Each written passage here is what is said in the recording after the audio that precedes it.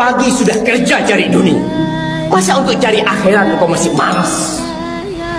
Kita tahu tatkala khatib naik mimbar, malaikat tutup bukunya. Tapi kita nggak peduli. Yang kita pedulikan hanya dunia. Seakan-akan tatkala kita semakin kaya, akan bertambah umur kita. Lihat orang-orang kaya mati semua.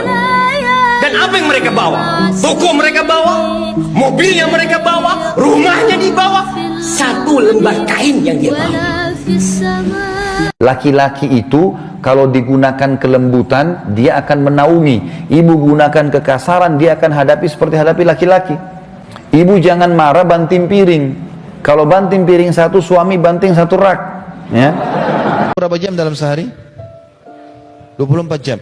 Berarti sholat itu hanya 1 jam. Itu pun 10 menit sudah lama, gitu kan? Tapi kita anggaplah orang sholat ini. Berarti antum masih punya 23 jam untuk aktivitas yang lain. Sulitnya apa sholat? Apa susahnya? Susahnya apa? Saya bingung dengan orang tidak sholat. Mudah sekali, ringan. Antum seperti absen dengan Allah 1 hari 5 kali. Bahkan kata Nabi SAW dengan keutamaan yang sangat besar dalam hadis Bukhari Muslim.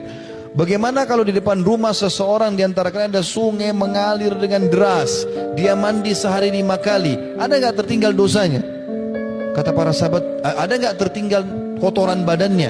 Kata para sahabat, tidak ada ya Rasulullah. Sehari mandi 5 kali, bersih badannya. Kata Nabi SAW, itulah perumpamaan 5 waktu sholat. Dia membersihkan dosa-dosa kalian. Enak sekali, nyaman sholat itu.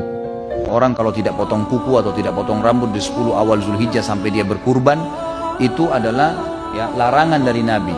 Kalau seseorang akan berkurban, janganlah dia memotong rambutnya atau kukunya sampai dia berkurban. Dari tanggal 1 kemarin sampai lebaran nanti, sampai dia berkurban. Sunnah, disunnahkan untuk tidak memotong kuku dan memotong rambut. Bukan wajib ya.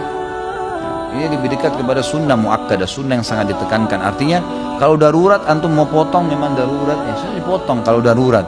Tapi lebih afdal untuk tidak. Banyak orang tidak sadar teman-teman. Apalagi maaf, generasi teman-teman yang masih muda, merasa dirinya muda. Selalu saja syaitan hiasi standar godaannya. Kau masih muda, kau masih kuat.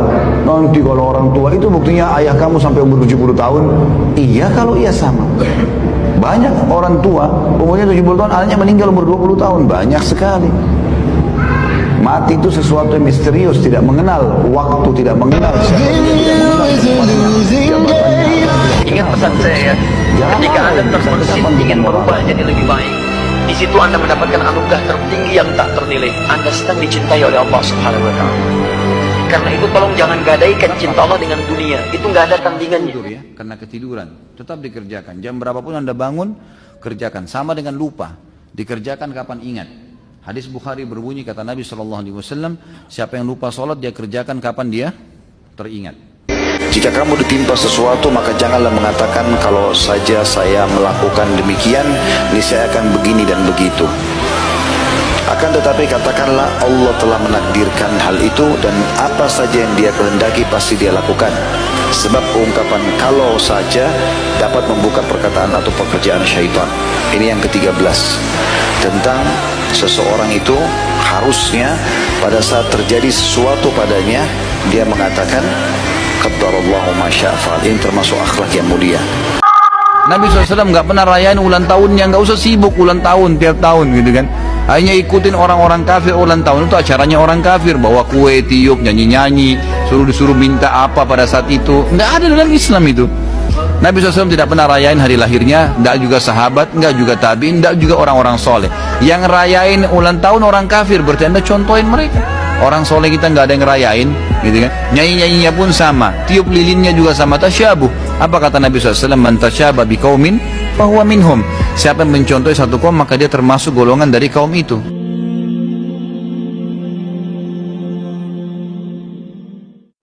Nanti keluar seorang anak muda yang diistilahkan syab antara umur ini, kemudian keluar dan sempat melihat Dajjal. Maka Dajjal pun mengatakan, menangkapnya segera dan mengatakan, saya Tuhanmu. Maka orang tersebut mengatakan, kau adalah Dajjal yang telah diceritakan oleh Nabi SAW. Karena dalam hadis yang lain dikatakan setiap orang mukmin bisa melihat di dahinya tulisan kafara yang berarti kufur. Dia bisa membaca bahasa Arab atau tidak, tapi dia akan bisa membaca dengan hikmah Allah. Matanya orang mukmin bisa melihat itu sehingga dia tahu ini adalah Dajjal. Kemudian Dajjal pun mengambil gergaji dan membelah dua dari kepala sampai kemaluannya sehingga anak muda itu terbelah dua dan Dajjal melewati tengah-tengahnya dan seluruh pengikutnya bersorak-sorak. Lalu Dajjal berkata, bangkitlah, bangkit kembali bersatu. Lalu kata Dajjal, apa kau sudah yakin saya Tuhanmu? Maka anak muda itu mengatakan, justru saya tambah yakin kau adalah Dajjal. Setelah itu dia berusaha membunuhnya tapi dia tidak mampu lagi, Allah sudah selamatkan. Maka Dajjal pun meninggalkan lokasi tersebut.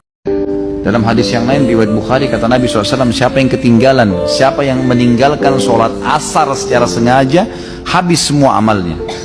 Allah memang khususkan di antara 5 waktu sholat, asar yang paling tinggi. Kemudian datang setelahnya subuh dan isya, baru setelahnya duhur dan maghrib. Tapi ini bukan berarti duhur dan maghrib rendah, enggak. Tapi saya katakan tadi, tidak ada kata-kata yang rendah atau sial, tapi ada yang biasa dan ada yang lebih baik. Seperti itulah.